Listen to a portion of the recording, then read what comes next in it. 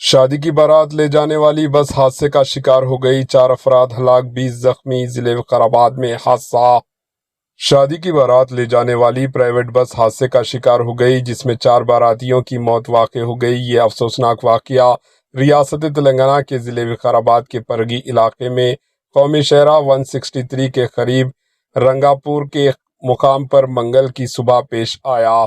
हादसे में शादी की बारात को ले जाने वाली एक प्राइवेट ट्रैवल बस सड़क के किनारे खड़ी एक लारी से टकरा गई। इस हादसे में 4 अफराद मौके पर हलाक हो गए, जबकि 20 से ज्यादा जख्मी हो गए। जख्मियों में से 6 की हालत तशवीशनाक है।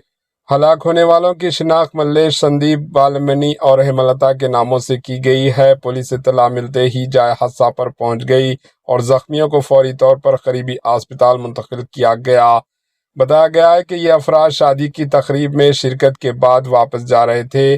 तमाम मुसाफिर जिले रंगारेड्डी के शादनगर मंडल के चंदनवेली गांव के रिहायशी थे। पुलिस ने मामला दर्ज करके तहकीकात शुरू कर दी। Bureau report, AHN news.